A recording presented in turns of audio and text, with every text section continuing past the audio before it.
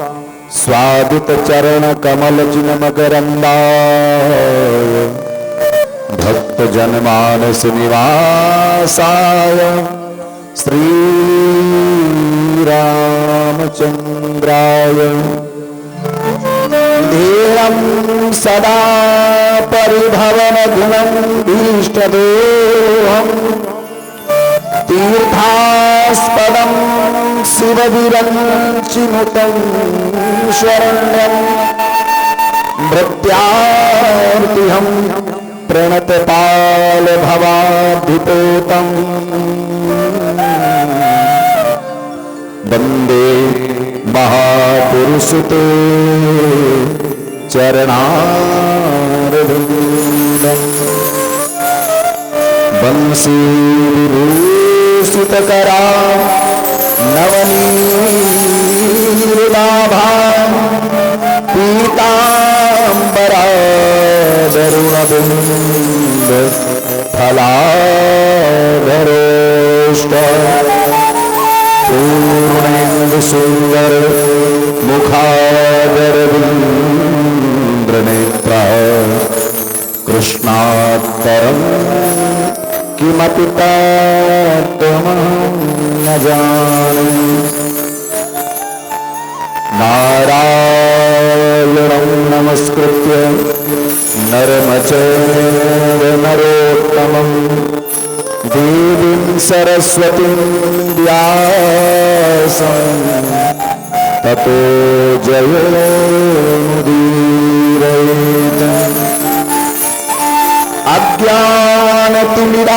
अज्ञानतिमिरान्धस्य ज्ञानाञ्जनशलाकया चक्षुरुन्मीलितं येन तस्मै श्रीगुरवे नमः। जय जय श्री राधारमण जय जय नवलोकिशोर जय गोपी चितचोर प्रभु जय जय माखन चोर श्री राधे मेरी स्वामी मैं राधे जी को दास जन्म जन्म में दीजिए श्री वृंदावन को बास जन्म जन्म मोह दीजिए श्री वृंदावन। अखिलेश्वर अकारण करुणावरुणालय भक्तवांछा कल्पतरु तलुद्युत विनंदित पीतांबरधारी श्री बाल कृष्ण लाल की वांगमयी प्रतिमूर्ति श्रीमद्भागवत महापुराण कथा प्राण श्री राधे राधे राधे श्री राधे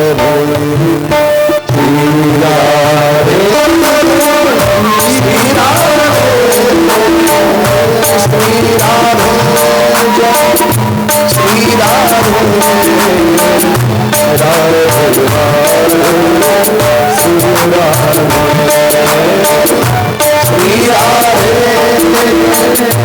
श्री राधे श्री राधे राधे श्री राधे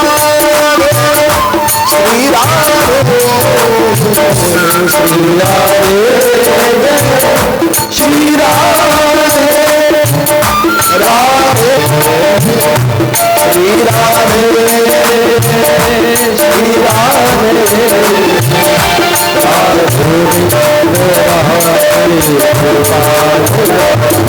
Radhe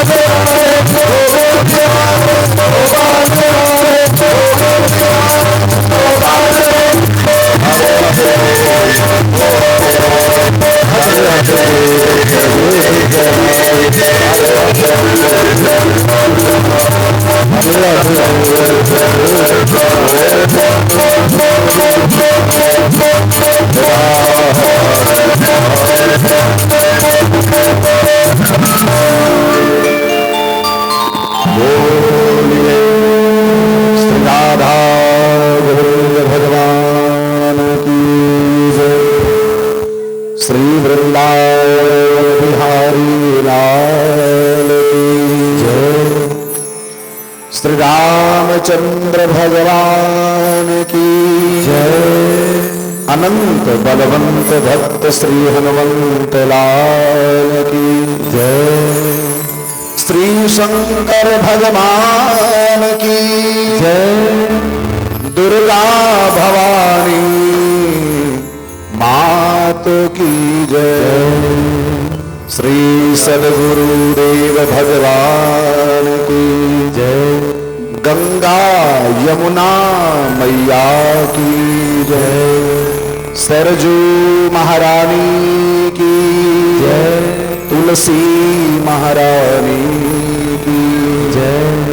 तीर्थराज प्रयाग की जय। श्री अयोध्या धाम की जय। श्री वृंदावन धाम की जय। श्री जगन्नाथ भगवान की जय। श्री द्वारिकाधीश भगवान की जय। श्री बद्री नारायण भगवान की जय। श्री व्यास जी भगवान की जय। श्री सुखदेव जी महाराज की जय। श्री परीक्षित जी महाराज की जय। श्रीमद् भागवत महापुराण की जय। सब संतन की जय। सब भक्तन की जय।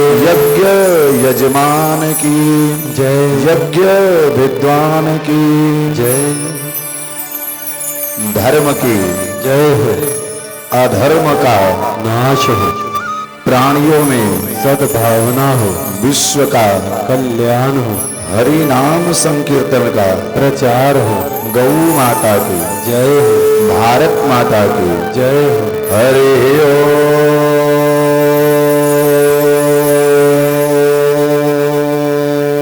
नमः पार्वती पतये हर हर महादेव। सत्य सनातन धर्म की जय। जय जय श्री राधे, जय जय श्री राधे, जय जय श्री राधे श्याम।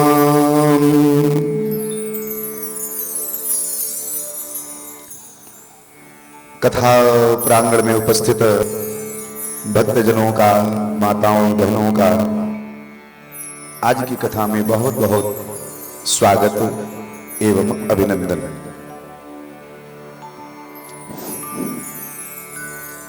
कल के कथा प्रसंग में हम सभी लोग नाना प्रकार के चरित्रों का श्रवण किए। सप्तम स्कंद में महाराज परीक्षित ने श्री सुखदेव जी से पूछा कि गुरुजी, क्या भगवान भी पक्षपात करते हैं? क्या भगवान भी भेदभाव करते हैं? क्या मतलब?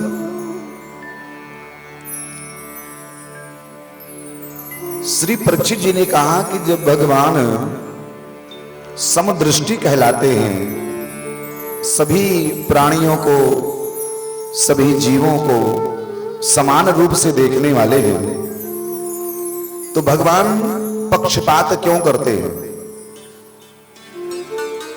राक्षसों को मार दिया, देवताओं को बचा लिया, दैत्यों को मार दिया, देवताओं को बचा लिया, भक्तों को बचा लिया, दुष्टों को मार दिया।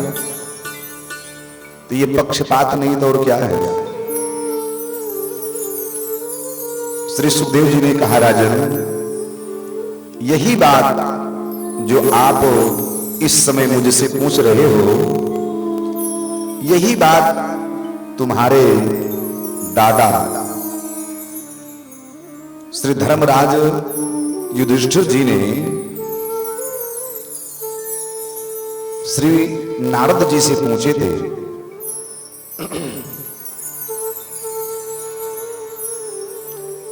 परीक्षित ने प्रश्न किया,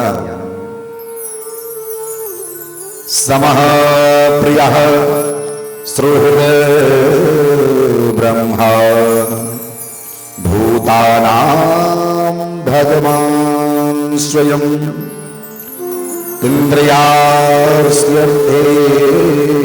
कथम दैत्या नवधी विदुरसो यथा। भगवान यदि समान दृष्टि कहलाते हैं तो उन्होंने समदृष्टि क्यों नहीं दिखाई? तब श्री सुखदेव जी कहते हैं, राजन, भगवान का तो स्वभाव यह है कि यदि कोई भगवान को गाली भी दे, भगवान उसे भी मुक्त कर देते हैं। राजसूय यज्ञ में शिशुपाल भगवान को गिन गिन के गालियां दे रहा था, चुन चुन के जन अवगुण प्रभु मान ना गाओ, जन अवगुण प्रभु मान ना गाओ, जन अवगुण प्रभु मान ना गाओ, जन अवगुण प्रभु मान ना गाओ। दीन बंधु अति मृदुल स्वभाव, दीन बंधु अति। अपने भक्तों के अंदर लाख बुराई क्यों ना हो, देखो दंड का भागीदार बन जाता है। भगवान कहते एक बार कोई मुझे गाली दे दे, मेरा अपमान कर, तो बोले ओम नमो नारायण।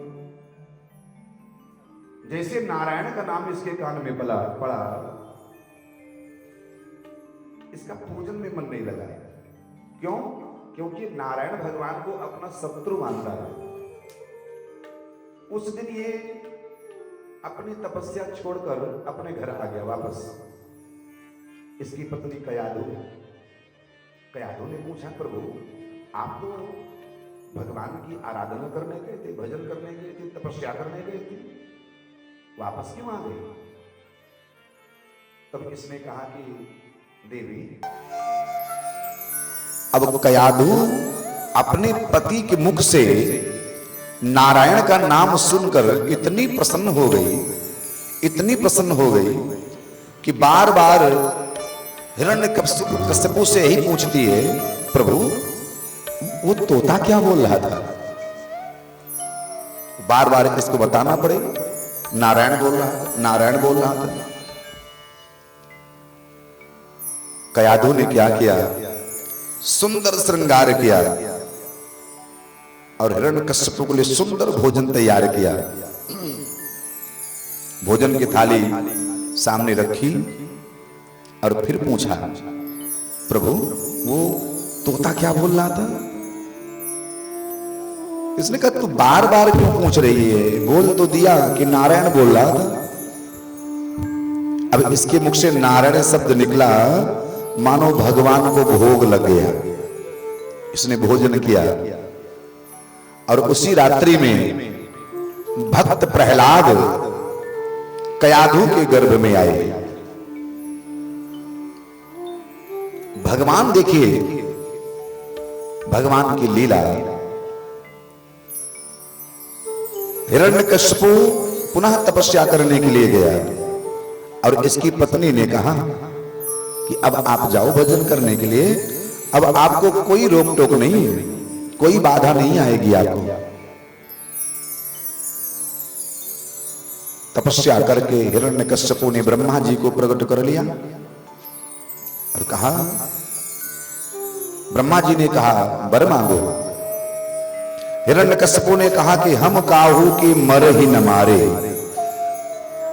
हे ब्रह्मा जी मेरी मृत्यु ना हो, मैं अजर अमर हो जाऊं। ब्रह्मा जी ने कहा, भैया जब मैं खुद अजर अमर नहीं हूं तो मैं आपको कैसे बना सकता हूं? और कोई वरदान मांगो। तब इसने सोचा कि क्या मांगू। फिर जहां तक इसकी बुद्धि ने काम किया वो वरदान इसने मांगी। कहा, ना मैं दिन में मरूं, ना मैं रात में मरूं, ना मैं घर में मरूं, ना मैं बाहर मरूं, ना मैं धरती में मरूं, ना मैं आकाश में मरूं, ना मैं किसी मनुष्य से मरूं, ना मैं किसी जानवर से मरूं, ना मैं किसी अस्त्र से मरूं, ना मैं किसी शस्त्र से मरूं। जहां तक इसकी बुद्धि ने काम किया और अंत में यहां तक कह दिया कि हे ब्रह्मा जी, आपकी बनाई हुई इस दुनिया में, इस सृष्टि में,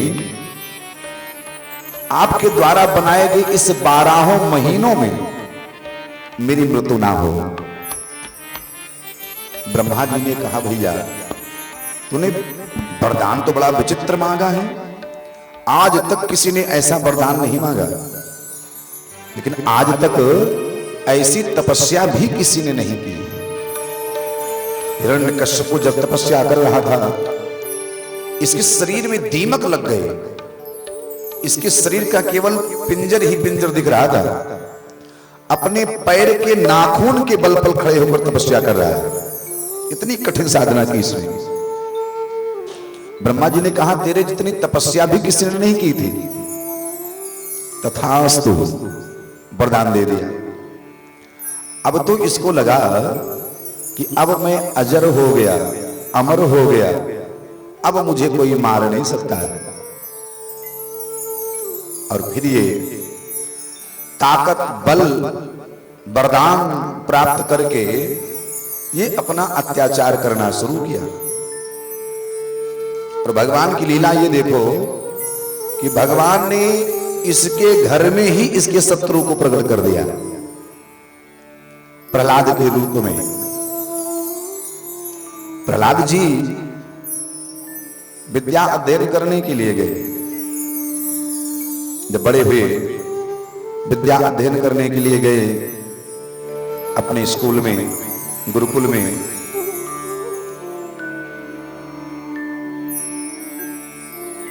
गर्मियों की छुट्टी हुई होगी। हिरण्यकश्यपु अपने पुत्र को मिलने के लिए गया और वहां से अपने पुत्र को ले आया, अपनी गोद में बिठाया, बड़े प्यार से, दुलार से पूछा बेटा तुम्हारे गुरुकुल में तुम्हारे गुरुजी तुम्हें कौन कौन सी शिक्षा देते हैं? अब प्रहलाद जी को तो कृष्ण रूपी एक जो वो प्रेम है, स्नेह है, या कहें कृष्ण रूपी तीर प्रहलाद जी के हृदय में लग चुका था। जब मां के गर्भ में तभी अब लगे ये सुंदर उपदेश करने के लिए। पिताश्री, ये जो मनुष्य का शरीर मिला है ये बार बार नहीं मिलता।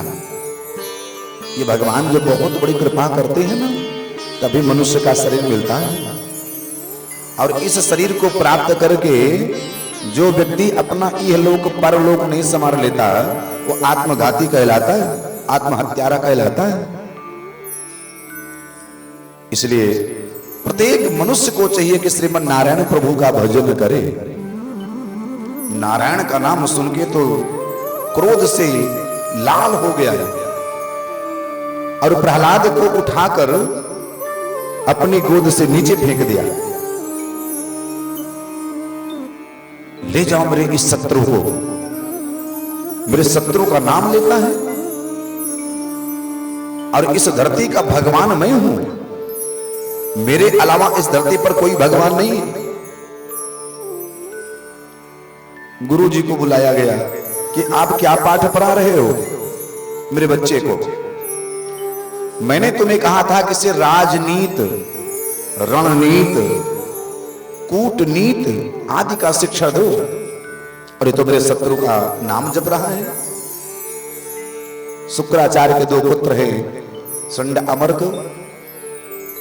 इन्होंने कहा प्रभु मैंने ऐसी कोई विद्या ऐसी नहीं दी, हमारे गुरुकुल में तो ऐसी कोई विद्या पढ़ाई ही नहीं जाएगी, ऐसा कोई सब्जेक्ट है ही नहीं, ये पता नहीं कहां से सीख के आ गया। प्रभु एक मौका और दो। दूसरी बार प्रहलाद जी को भेजा गया स्कूल में। प्रहलाद जी पढ़ने गए। एक दिन क्या हुआ कि गुरु जी को कहीं जाना पड़ गया अचानक। तो गुरु जी ने प्रहलाद को क्लास का मॉनिटर बना दिया। मॉनिटर समझते हैं, जो क्लास मॉनिटर बच्चे बनते हैं, बना दिया। अब गुरु जी चले गए। जब स्कूल में टीचर ना हो, अध्यापक ना हो, तो बच्चे कहां पढ़ाई करने वाले हैं? टीचर के रहते समय बच्चे तो पढ़ते ही नहीं। जब टीचर ना हो तो बच्चे कैसे पढ़ेंगे? अब बच्चे खेलना कूदना शुरू कर दिए। प्रहलाद जी ने कहा भैया ये कौन सा खेल खेल रहे हो? आओ आज हम तुम्हें ना एक नया खेल सिखाते हैं। लोगों ने सोचा पता नहीं क्या खेल सिखाएगा, तो किसी के हाथ में ढोलक दे दिया, किसी के हाथ में मंजीरे दे दिए और सुंदर चिमटा दे दिया और गाने लगे प्रहलाद जी। हरि नारायण नारायण नारायण ओम हरि नारायण नारायण नारायण हरि नारायण नारायण नारायण ओम हरि नारायण नारायण नारायण हरि नारायण नारायण नारायण ओम हरि नारायण नारायण हरि नारायण नारायण नारायण ओम हरि नारायण लक्ष्मी नारायण नारायण नारायण लक्ष्मी नारायण नारायण नारायण हरि नारायण नारायण नारायण ओम हरि नारायण नारायण नारायण हरि नारायण नारायण नारायण ओम हरि नारायण नारायण नारायण। कीर्तन चल ही रहा था कि पता नहीं कहां से अचानक हिरण्यकश्यपु आ गया और देखते ही तो वो आग बबूला हो गया कि मेरे गुरुकुल में, मेरे विद्यालय में मेरे शत्रु के नाम का कीर्तन हो रहा है। पहुंचा और प्रहलाद को जबरदस्ती उठा लिया और अपने घर पे ले आया। डांटा नहीं, प्यार से। प्रहलाद जी को बड़े प्यार से पूछता है। हिरण्यकश्यप सोचता है कि लगता है मेरे शत्रुओं की कोई चाल है मेरे पुत्र के ऊपर, तभी ये मेरे शत्रु का नाम ले रहा है। फिर प्यार से पूछने लगा, बेटा मैं तुझे भजन करने के लिए नहीं, मैं तो तुझे पढ़ने के लिए भेजता हूं, और तू जाके क्या ये अनाप शनाप बोलता है। अच्छा बता, अभी तक तूने क्या शिक्षा ग्रहण की? अब प्रहलाद जी ने यहां पर अपने पिता को नवधा भक्ति सुना दी। प्रहलाद जी ने कहा, पिताश्री, भगवान को प्राप्त करने के लिए 9 मार्ग हैं। श्रवणम कीर्तनम विष्णु, स्मरणम पाद सेवनम, अर्चनम वंदनम दास्यम, सख्यम आत्मनिवेदनम। प्रभु पिताश्री, भगवान को प्राप्त करने के लिए 9 मार्ग हैं। पहला मार्ग है श्रवण, इस समय जो आप सब लोग कर रहे हैं, भगवान की कथा सुनना। सबसे टॉप क्लास की भक्ति है, 1 नंबर की, वो है भगवान की कथा सुनना। और दूसरी है भगवान के नाम का कीर्तन करना। तीसरी भक्ति है भगवान विष्णु की सेवा करना, भगवान का स्मरण करना हमेशा।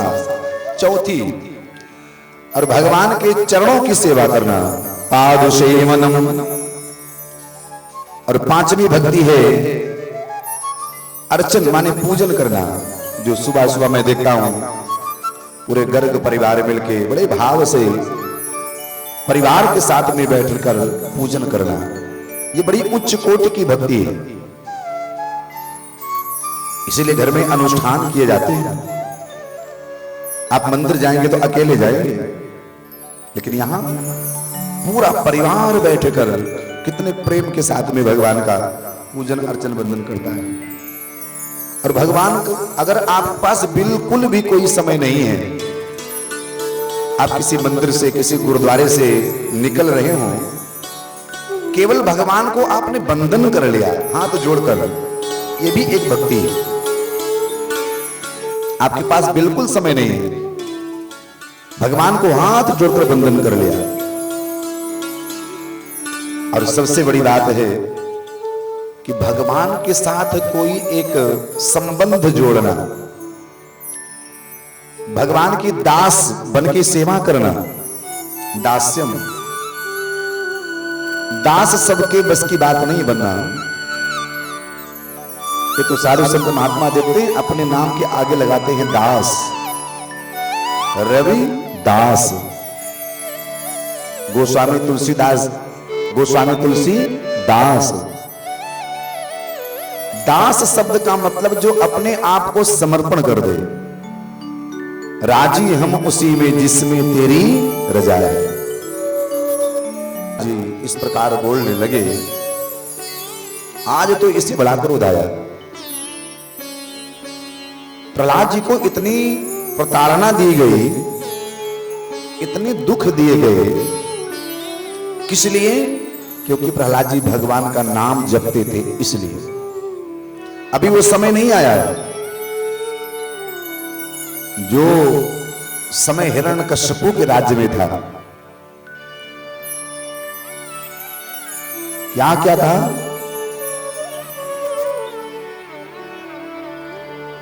दैत्य कहते थे कि आबे ढब लड़ाई घर की है, दीन कहते थे लड़ाई जुल्मो तस्मे चश्मे तर की है।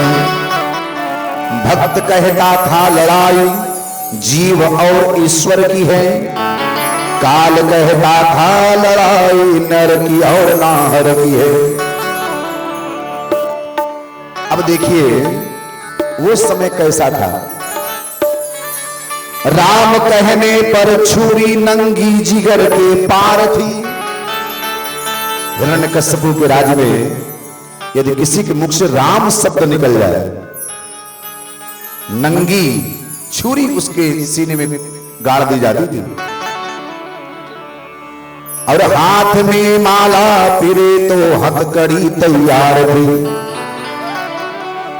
हिरण्यकश्यप के राज में यदि कोई माला जप करे तो हथकड़ी डाल के उसे हरि भजन गाने के बदले जेल की दीवार थी, जेल में बंद कर दिया जाता था। कीर्तन करने के बदले कंठ पर तलवार थी। लेकिन फिर भी भक्त प्रहलाद डरे नहीं, फिर भी कीर्तन करते रहे। हिरण्यकश्यप ने क्या कुछ नहीं किया, समुद्र में फेंकवाया, पर्वतों से गिरवाया, जहर पिलाया, सर्पों से डसवाया, तेल के खौलते हुए कड़ाह में फेंक दिया, मतवाले हाथी के सामने फेंक दिया,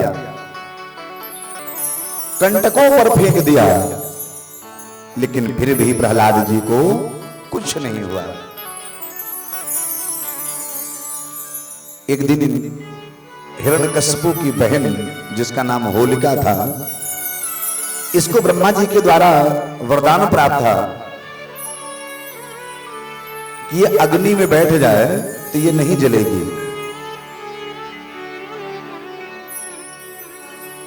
इसने कहा भैया ये ड्यूटी आप मुझे दे दो, मैं आपके इस शत्रु को जलाकर भस्म कर दूंगी। एक लक्कड़ का पहाड़ बनाया गया और ऊपर पे ये होलिका भक्त प्रहलाद को अपनी गोद में लेकर बैठी और नीचे से आग लगा दी गई। आग धूं धूं धूं धूं करके जलने लगी। भगवान की कृपा देखो,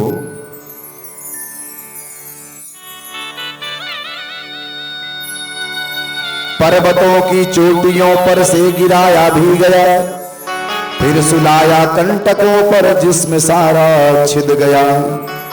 भर के प्याला भी हलाहल का पिलाया पी गया, मौत से हर तौर लड़कर भक्त बालक जी गया। दैत्य बोला होलिका से जुर्मवा ईजाद करो, रिश्ते उल्फत मिटाकर दिल को अब फौलाद करो। आग में जलती नहीं तू याद आशीर्वाद कर, खाक अपनी गोद में लेकर मेरी औलाद कर। ऐसा कोई बाप होगा जो अपने पुत्र को ही मारने के लिए क्या कुछ नहीं कर रहा है? शायद इस प्रकार का कोई बाप नहीं हुआ अभी धरती पर। हिरण्यकश्यप की राज होलिका को आग में, होलिका तैयार हो गई, होलिका को आग में पहले बिठाया गोद में। समझने वाली बात यहां है, होलिका ने सोचा कि मैं प्रहलाद को जलाकर राख कर दूंगी, लेकिन ये भूल गए कि होलिका को पहले आग में बिठाया गोद में। अग्नि ने पहले होलिका को अपनी गोद में बिठाया और होलिका ने हरि के प्यारे को उठाया गोद में। भक्त ने भी इस कदर आसन जमाया गोद में, दौड़ कर बैकुंठ से भगवान आया गोद में। आग की 16 जनी प्रहलाद पर निष्फल गई, दुर्जनों की हुई तरकीब उल्टी चल गई। थे जलाते जिसको उसके सर से आफत टल गई, जो जलाने वाली थी अफसोस वह खुद जल गई। जो जलाने आई थी वो खुद जलकर भस्म हो गई। किसी ने कहा कि प्रहलाद अग्नि में क्यों नहीं जले? और यही प्रसंग रामचरितमानस में भगवती पार्वती मैया ने भोले बाबा से पूछा। जब भोले बाबा ने कहा कि देवी, लंका में रावण ने हनुमान जी की पूंछ में आग लगवा दी और हनुमान जी ने सारी लंका को जलाकर राख कर दिया, तो भगवती पार्वती ने कहा कि भोले बाबा, अब आगे की कथा मैं बाद में सुनूंगी, पहले आप ये बताओ कि जब हनुमान जी की पूंछ में आग लगाई गई तो सबसे पहले तो हनुमान जी को जल जाना चाहिए, क्योंकि हनुमान जी की पूंछ में आग लगी है, जलना तो हनुमान जी को चाहिए। तो हनुमान जी क्यों नहीं जले और लंका कैसे जलकर भस्म हो गई? तब भोले बाबा मुस्कुराए और कहा, देवी, हनुमान जी इसलिए नहीं जले, ताकर दूत अनल जही सिरजा, ताकर दूत अनल जही सिरजा, ताकर दूत अनल जही सिरजा, जरा न सोती तारन गिरिजा, जरा न सोती तारन गिरिजा, जरा न सोती तारन गिरिजा। भोले बाबा ने कहा, देवी, हनुमान जी किस लिए नहीं जले?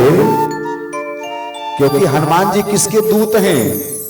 जिसने अग्नि को प्रकट किया है, जिसने अग्नि को भी प्रकट किया, अग्नि को भी जिसने जन्म दिया है। ताकर दूत अनल माने अग्नि, अनल जही सिर जाए और जरा न सो के ही कारण गिर जाए, इसलिए हनुमान जी नहीं जले और इसीलिए भक्त प्रहलाद भी नहीं जले। जिसके ऊपर भगवान की कृपा हो जाए, भगवान का भक्त हो, तो चाहे अग्नि हो, चाहे समुद्र हो, चाहे जहर हो, कोई उसका कोई बाल बांका नहीं कर सकता। हिरण्यकशिपु को बड़ा क्रोध आया। हिरण्यकशिपु ने कहा कि बता कहां है तेरा भगवान? तू बार बार कहता है कि मेरा भगवान सब जगह है, तो क्या तेरा भगवान इस खंभे में है? प्रहलाद मुस्कुराए और बोले, पिताश्री, आप केवल इस खंभे की बात करते हो। मैं आपसे पूछना चाहता हूं, मैं आपसे जानना चाहता हूं कि ऐसा कौन सा स्थान है जहां पर मेरा भगवान नहीं है? मेरी दृष्टि में तो सब जगह है परमात्मा, कोई भी ऐसा स्थान खाली नहीं है जहां पर परमात्मा नहीं है, जहां पर भगवान नहीं है। आप बताओ, हवा कहां नहीं है? कहीं भी चले जाओ, अथवा आप जहां जहां जाते हो, आपके समझने के लिए बता रहा हूं, हम आप सब लोग अपनी जेब में मोबाइल लेके चलते हैं। अब यहां से अगर आप दिल्ली जाओगे तो आपको यह कहने की जरूरत नहीं है कि मैं यहां से दिल्ली जाऊंगा तो मेरा नेटवर्क क्या होगा, क्योंकि मेरे मोबाइल में नेटवर्क तो यहां है, क्या दिल्ली में मिलेगा? तो मेरे भाई, आपके पहुंचने के पहले से ही वहां पर नेटवर्क ऑलरेडी पहले ही है। आप जहां जहां जाओगे, आपके मोबाइल का नेटवर्क जहां जाओगे वहीं आपको प्राप्त होगा। इसी प्रकार से हर जगह परमात्मा व्याप्त है, हर जगह, कण कण में। हिरण्यकशिपु को बड़ा, देखो, जो घमंडी व्यक्ति होता है ना, अहंकारी व्यक्ति जो होता है, जब आप उसके विपरीत कोई उत्तर दोगे तो उसको क्रोध आ जाता है, गुस्सा आता है। हिरण्यकशिपु को बड़ा क्रोध आया, बड़ा गुस्सा आया, बड़ा क्रोध आया। और जिस खंभे में इशारा किया था, तो प्रहलाद जी ने भी कहा, हां, मेरा परमात्मा इस खंभे में भी है। जोर से अपने मुक्के से प्रहार किया हिरण्यकश्यपु ने, और वो खंभा तड़ करके फट गया और उसमें से नरसिंह भगवान प्रकट हो गए। बोलिए नरसिंह भगवान की जय, नरसिंह भगवान की जय। जैसे भगवान प्रकट हुए, हिरण्यकश्यपु भागना चाहा, भगवान ने हिरण्यकश्यपु को झपट्टा मार के पकड़ लिया और अपनी जंघा पर लिटा लिया। हिरण्यकश्यपु ने पूछा, आप कौन? भगवान ने कहा, मुझे पहचाना नहीं ना, मैं तेरा शत्रु विष्णु। हिरण्यकश्यपु को लगा मेरा शत्रु उठकर अपनी गदा उठाना चाहा, अब भगवान जिसे पकड़ ले कौन छुड़ा सकता है। भगवान ने कहा, आज तो तू बच नहीं सकता मेरे हाथों से। हिरण्यकश्यपु मुस्कुराया, कहा, आप मुझे मार नहीं सकते हो। क्यों? कहा, मैंने ब्रह्मा जी से वरदान प्राप्त किया, तपस्या की, वरदान प्राप्त किया है, मुझे कोई मार नहीं सकता। भगवान ने ब्रह्मा जी का हर एक वरदान सिद्ध कर दिया। ब्रह्मा जी का वरदान एक भी झूठा नहीं होने दिया भगवान ने। भगवान पूछते गए, तूने कौन कौन से वरदान प्राप्त किए? हिरण्यकश्यपु कहता है, मैंने वरदान प्राप्त किया है, ना मैं घर में मरूं ना मैं बाहर मरूं। भगवान ने कहा, तू बता, इस समय तू घर में है कि बाहर है? बड़े गौर से देखा, कहा, ना मैं घर में हूं ना मैं बाहर हूं, मैं तो मकान की दहलीज पर हूं। कहा, मुझे फिर भी नहीं मार सकते। क्यों? मैंने वरदान प्राप्त किया है, ना मैं धरती में मरूं ना मैं आकाश में मरूं। भगवान ने कहा, यह भी तू ही बता, तू धरती में है कि आकाश में है? हिरण्यकश्यपु देखता है, ना धरती है ना आकाश है, वो तो भगवान की जंघा पर है। भगवान ने कहा, और कहा, फिर भी नहीं मार सकते। मैंने वरदान किया है, ना मैं किसी अस्त्र से मरूं ना मैं किसी शस्त्र से मरूं। भगवान ने कहा, ये भी तू ही बता, मेरे हाथ में कोई अस्त्र कोई शस्त्र है? गौर से देखा ना, भगवान ने कहा, अपने नाखूनों से मैं तुझे मारूंगा। कहा, मुझे फिर भी नहीं मार सकते। क्यों? मैंने वरदान प्राप्त किया, ना मैं किसी इंसान से मरूं ना मैं किसी पशु से मरूं। भगवान ने कहा, तू बता, मैं कोई इंसान हूं, मैं कोई जानवर हूं? हिरण्यकश्यपु ने कहा कि ना तो आप इंसान हैं ना तो आप जानवर हैं, और दोनों हैं। कहा, लेकिन फिर भी आप मुझे नहीं मार सकते। क्यों? मैंने वरदान प्राप्त किया, ना मैं दिन में मरूं ना मैं रात में मरूं। भगवान ने कहा, तू बता, ये दिन है कि रात है? तो ना तो दिन थी ना तो रात, हो तो गौधूल बेला थी, शाम की सायंकाल की बेला। कहा, फिर भी नहीं मुझे मार सकते यार। बोले क्यों? बोले, मैंने वरदान प्राप्त किया है कि ब्रह्मा जी के बनाए हुए 12 महीनों में मेरी मृत्यु ना हो। भगवान ने कहा, बेटा, ये ब्रह्मा जी का बनाया हुआ 12वां महीना नहीं है। फिर? कहा, ये 13वां महीना है। हिरण्यकश्यपु ने कहा कि 13 महीने होते हैं? भगवान ने कहा, होते नहीं है, तुम्हारे लिए स्पेशल बनाया गया है, और इसे बोलते हैं अधिक मास, जिसको आप मलमास बोलते हैं, पुरुषोत्तम मास बोलते हैं। और इस बार अधिक मास लग रहा है, इस बार 2 सावन होंगे। हिरण्यकश्यपु ने कहा कि अगर मुझे पता होता कि 13 महीने होते हैं तो मैं 13 महीने का वरदान मांग लेता। कहा, होते नहीं, स्पेशल तेरे लिए बनाया गया है। कहा, मैंने ब्रह्मा जी से वरदान प्राप्त किया है कि ब्रह्मा जी की बनाई हुई इस दुनिया में किसी भी प्रकार से किसी के द्वारा मेरी मृत्यु ना हो। भगवान ने कहा, सुनो, ब्रह्मा मुझे नहीं बनाता, मैं ब्रह्मा को बनाता हूं। और यही कहते हुए भगवान ने हिरण्यकश्यपु की अंतड़ियों को फाड़ दिया। और उसकी अंतड़ियों को उठाकर अपने गले में धारण कर लिया। बोले भक्तवत्सल भगवान की जय। भगवान बड़े क्रोध में थे, सारे देवता लोग वहां पर खड़े हैं, किसी की हिम्मत नहीं हुई जाके भगवान को शांत कर दे। देव श्री नारद जी पहुंच गए वैकुंठ धाम और जाके भगवती महालक्ष्मी से कहा कि मां, आज भगवान बड़े क्रोध में हैं और मैंने सुना है कि पति कितना भी क्रोध में हो, पत्नी सामने आ जाए तो क्रोध शांत हो ही जाता है। ऐसा सुना है। भगवती महालक्ष्मी ने सुंदर श्रृंगार किया और भगवान के पास पहुंची।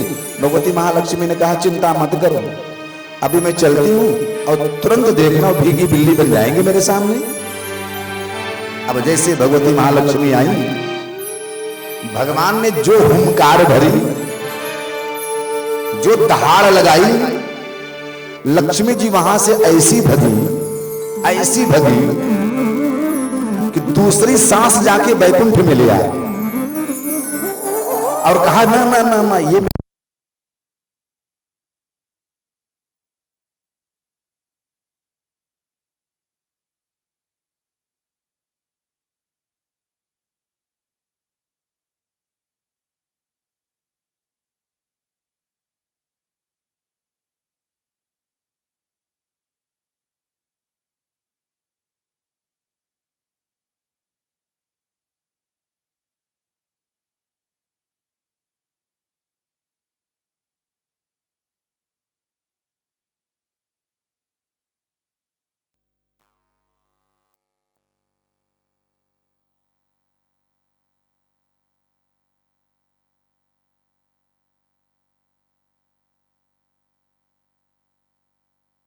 जय राम जय जय राम,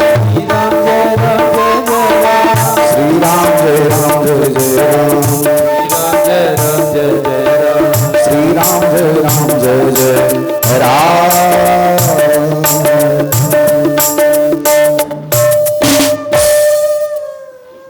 ब्रह्मा जी ने कहा कि जिस भक्त के लिए भगवान ने इतना विकराल रूप धारण किया है उसी को भेजो।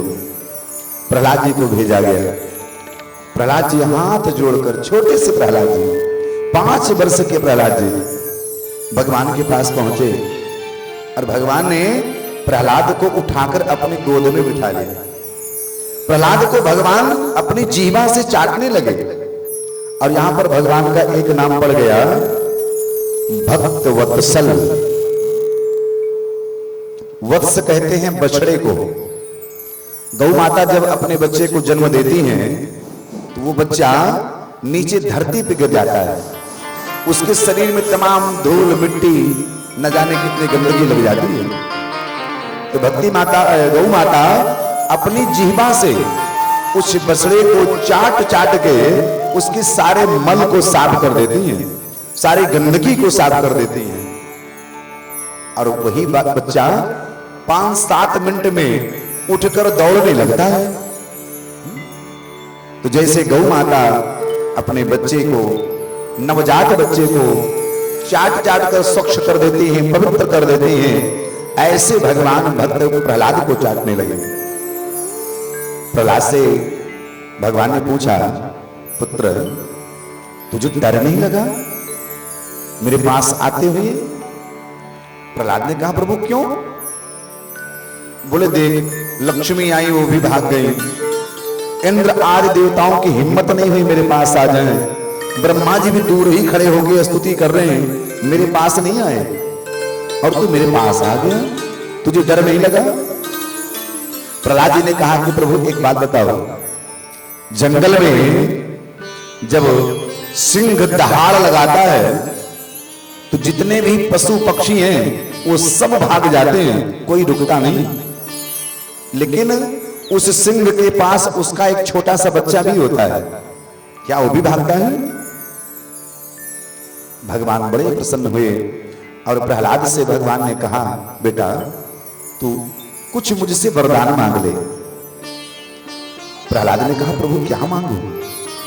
कहा, जो तेरी इच्छा हो, तेरे लिए जो तू मांगे। अब सबका सिंहासन हिलने लगा, ब्रह्मा जी का भी सिंहासन हिलने लगा, कहीं ऐसा ना हो ब्रह्म पद ही मांग ले। इंद्र का सिंहासन हिलने लगा, कहीं ऐसा ना हो मेरा ही सिंहासन मांग ले। अब सारे देवता कांपने लगे, पता नहीं क्या मांगे, पता नहीं क्या मांगे। भगवान ने कहा जो मांगेगा मैं दे दूंगा, तुझे ब्रह्मा बना दूं, इंद्र का सिंहासन दे दूं। सब हिलने लगे।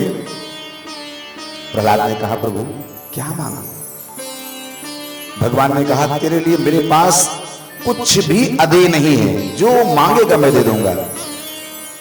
प्रहलाद जी ने बड़ी सुंदर बात कही। प्रहलाद जी ने कहा कि प्रभु अगर मेरे मन में, मेरे हृदय में कहीं भी कुछ मांगने की इच्छा हो ना, तो हे मेरे गोविंद, हे मेरे ठाकुर, मेरी उस इच्छा को ही समाप्त कर दो। क्या वरदान मांगा प्रहलाद जी ने कि मेरे मन में, मेरे दिल में, दिमाग में कहीं भी कुछ मांगने की जो इच्छा हो, तो हे यदि आप इतना कह रहे हैं तो मैं आपसे मांगूंगा नहीं, केवल आपसे। भगवान विवश होकर प्रहलाद को एक वचन दे दिए। भगवान ने कहा पुत्र आज मैं तुझे एक वचन देता हूं कि आज के बाद मैं तेरे कुल में, तेरे परिवार में अपने हाथ से किसी को भी नहीं मारूंगा। और आप पूरा इतिहास उठाकर हिरण्यकश्यपु के बाद में भगवान ने प्रहलाद जी के वंश में किसी को भी नहीं मारा। प्रहलाद जी की भक्ति तो भक्ति है महाराज।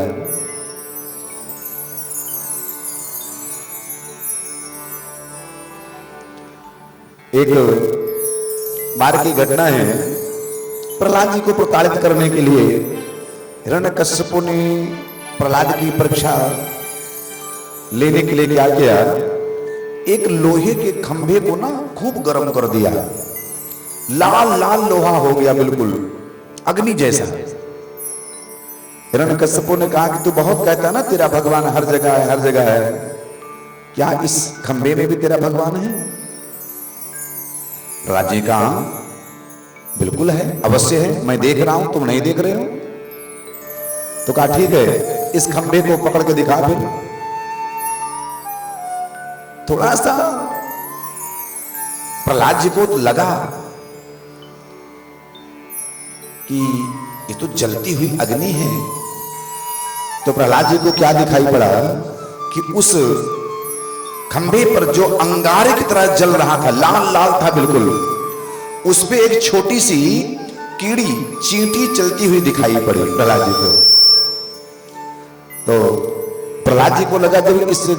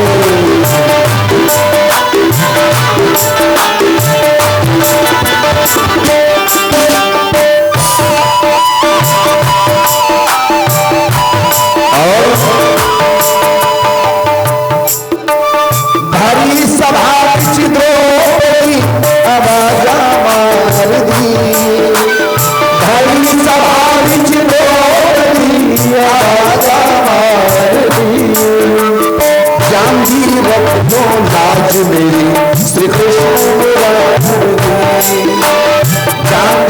कृष्ण मेरी श्री कृष्ण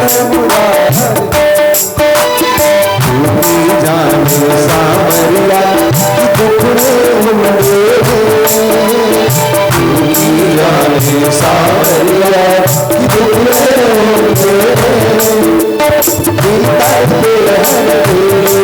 रात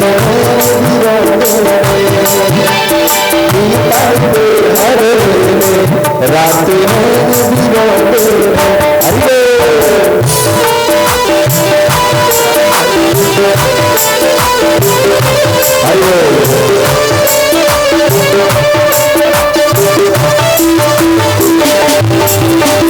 भरी सभा बिच आके भगवान चीर बढ़ाते भरी सभा बिच आके भगवान चीर बढ़ाते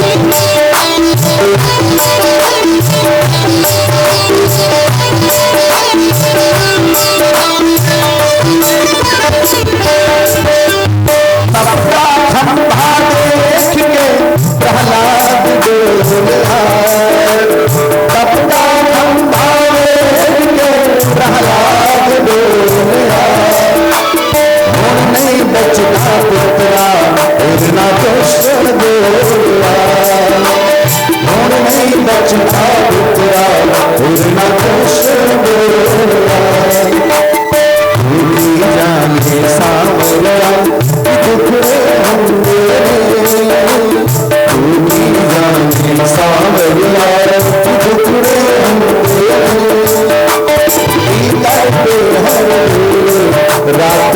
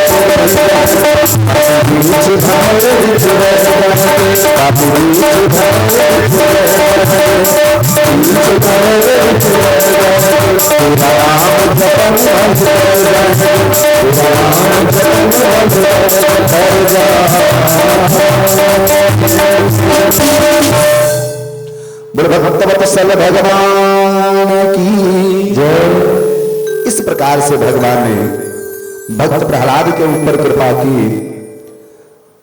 श्री सुखदेव जी ने कहा, राजन अब आप ही बताओ कि भगवान ने तो प्रहलाद ने तो दैत्य कुल में जन्म।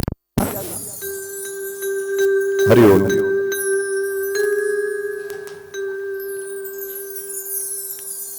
हरिओम से याद है, प्रहलाद का जन्म तो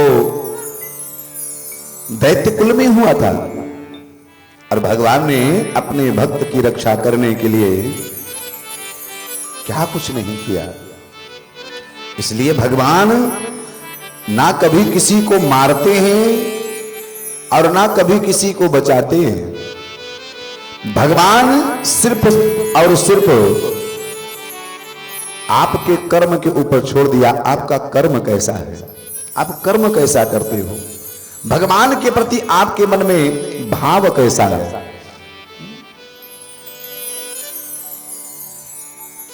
आगे चल के गज और ग्राह की कथा को श्रवण कराया। जंगल में एक त्रिकूट नामक पर्वत है और उस पर्वत पे एक उस जंगल में गजेंद्र नाम का एक हाथी रहता है, जिसके 150 पत्नियां हैं और 100 पुत्र हैं। जंगल में किसी से डरता नहीं। कोई भी छोटा मोटा जीव आए तो गजेंद्र पूछता है कि तुम्हें कोई तकलीफ तो नहीं है।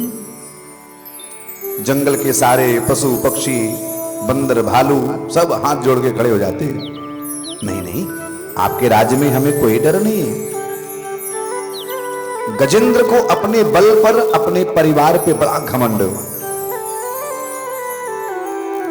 अगर तुम्हें कोई कुछ कहे, कोई दुख हो तकलीफ हो, मेरे पास आना। एक बार अपने पूरे परिवार के साथ में ये गजेंद्र एक सरोवर में स्नान करने के लिए गया। पूरे परिवार के साथ में स्नान कर रहा था और वही उसी सरोवर में एक ग्राह रहता था, घड़ियाल, और उसने गजेंद्र के पांव को पकड़ लिया। दोनों में बड़ा भयंकर युद्ध हुआ। बहुत समय बीत गया। गजेंद्र की पत्नियों ने भी सहायता की, पुत्रों ने भी सहायता की और अंत में सब ने हाथ जोड़ लिया। पुत्रों ने कहा कि पिताश्री, मुझे नहीं लगता कि अब आप बाहर निकल पाओगे। हम कब तक आपकी भूखे प्यासे सहायता करते रहेंगे। पत्नियों ने भी हाथ जोड़ लिया कि मुझे नहीं लगता कि अब आप जीवित बचोगे। हम कब तक आपकी सहायता करेंगी। देखो, ये प्रक्रिया, ये गजेंद्र ग्राह की कथा नहीं है, ये हमारी आपकी कथा है। आज समाज में, दुनिया में यही होता है। माता पिता के शरीर में जब ताकत होती है ना, जब तक कमा रहे होते हैं, कमा कमा के लाते हैं, बच्चों की परवरिश करते हैं, खूब घर पे लुटाते हैं, तब तक उनका खूब आदर होता है, सम्मान होता है। और जैसे कमाना बंद हुआ, सारे बच्चे हाथ खींच लेते हैं। एक पिता अपने 4-4 पुत्रों को, बेटियों को, बहुओं को बैठा के खिलाने की ताकत रखता है, लेकिन वही 4 पुत्र बुढ़ापे में अपने एक माता पिता को नहीं खिला सकते। गजेंद्र को आज एहसास हुआ। गजेंद्र रोने लगा और गजेंद्र ने आज भगवान को बुलाया। हे प्रभु, आ जाओ मेरे श्याम सलोने, आ जाओ मेरे नीत पिया, आ जाओ मेरे श्याम सलोने, आ जाओ मेरे नीत पिया, आ जाओ मेरे श्याम सलोने, आ जाओ मेरे नीत पिया, मेरे श्याम सरोने, आ जाओ मेरे नीत पिया। तमन्ना फिर मचल जाए, तमन्ना फिर मचल जाए, अगर तुम मिलने आ जाओ। तमन्ना फिर मचल जाए, अगर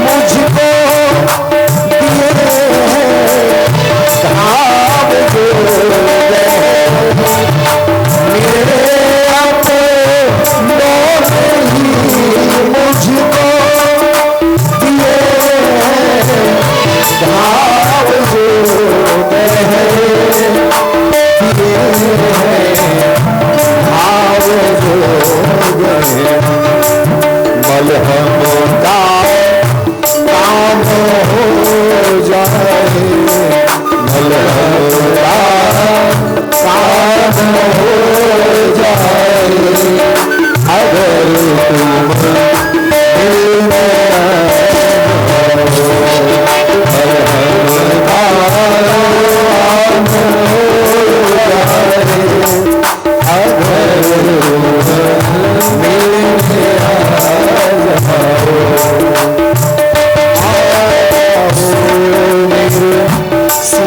सरोने आ जाओ मिलन पिया, आ जाओ मेरे श्याम सरोने आ जाओ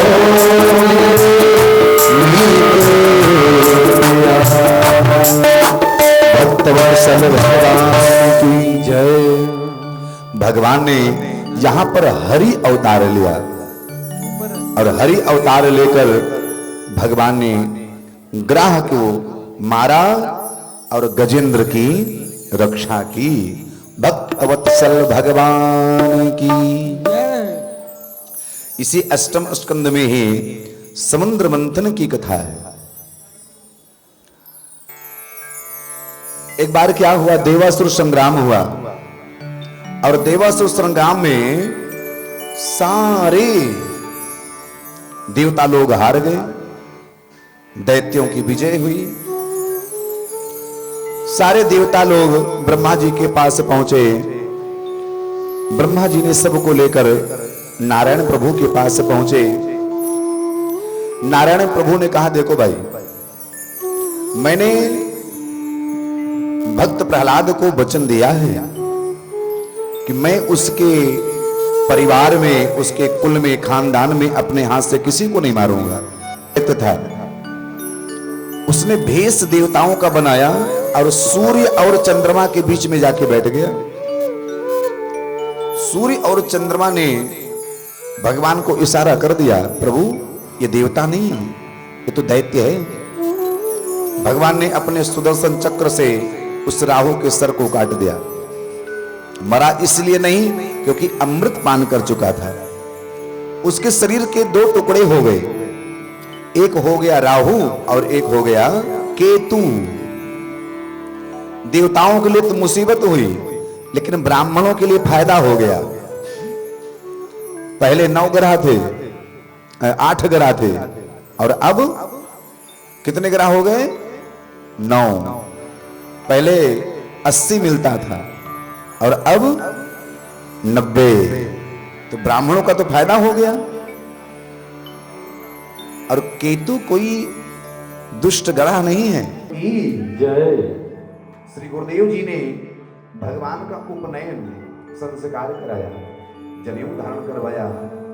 देवताओं और ऋषियों ने भगवान को छत्र दिया और भगवान को कमंडल दिया, जपमाला दी। माता भगवती अन्नपूर्णा ने भगवान को भिक्षा पात्र दिया। जो कुछ भी भिक्षा मिला भगवान वामन सब कुछ ले गए, अपने गुरु भगवान को दे दिया। देवगुरु बृहस्पति ने कहा कि मैं छोटी मोटी भिक्षा नहीं लेता। फिर बोले अगर मुझे कुछ देना है ना तो पूरी त्रिलोकी की भिक्षा ला के दो। वामन नारायण प्रभु ने कहा, प्रभु मैं इतनी बड़ी भिक्षा कहां से लेके आऊं? बोले यही पास में ही, आज का जो गुजरात है, गुजरात में एक स्थान है भुज, और उसी भुज में महाराज बलि यज्ञ कर रहे थे। बोले महाराज बलि इसी भुज में यज्ञ कर रहे हैं और उनके पास जाओ और जो कुछ भी तुम मांगोगे उनसे पूरी त्रिलोकी का राज्य लेकर आओ। भगवान चले। आइए हमारे आपके बीच में बड़ी सुंदर वामन नारायण की झांकी आ रही है।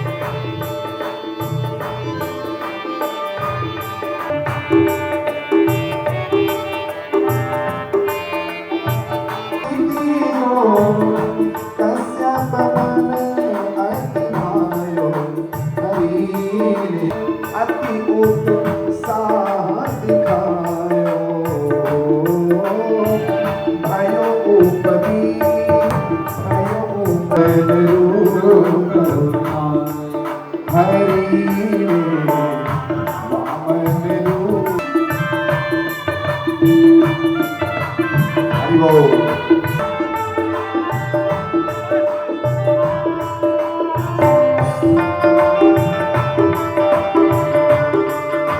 नारायण भगवान महाराज बलि के दरवाजे पर पहुंचे हैं।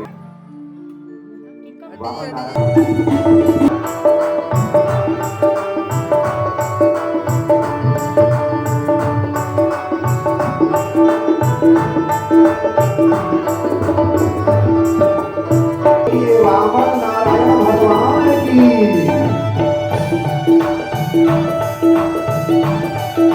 लगता है, बलि ने कहा, आपको देखकर ऐसे लगता है कि आपको अपना सर्वस्व दान कर दूं प्रभु, लेकिन एक बार मैं आपके मुख से सुनना चाहता हूं, क्या दान दूं आपको? बलि ने कहा, प्रभु मैं अपने नेक कमाई से प्रतिवर्ष गरीब कन्याओं का विवाह कराता हूं। यदि आपका विवाह ना हुआ हो तो विवाह ही करवा दूं। सुनिए,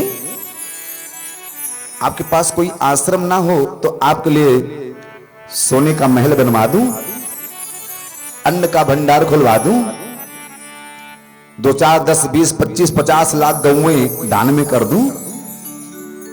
आप बोलिए प्रभु, मैं क्या सेवा करूं आपकी? भगवान ने कहा, महाराज बलि, आप ये लेन देन की बात करते हो तो कोई आश्चर्य की बात नहीं है, क्योंकि तुम्हारा पूरा खानदान ही दानियों का है, तुम्हारा पूरा परिवार ही दानियों का है। और यहां पर भी हमारे गर्ग परिवार में बड़े मियां तो बड़े मियां, छोटे मियां सुभान अल्लाह, दोनों भाइयों में इतना प्रेम और दोनों भाइयों के द्वारा बहुत ही श्रद्धा भावना के साथ में एक एक कार्य को पूछ पूछ के करते हैं। अभी कल भी अजय जी ने फोन किया, महाराज जी मेरी ये इच्छा है, मेरी ये इच्छा है। मुझे कितना अच्छा लगता है कि धन्य है ऐसे बालक, धन्य है ऐसे माता पिता।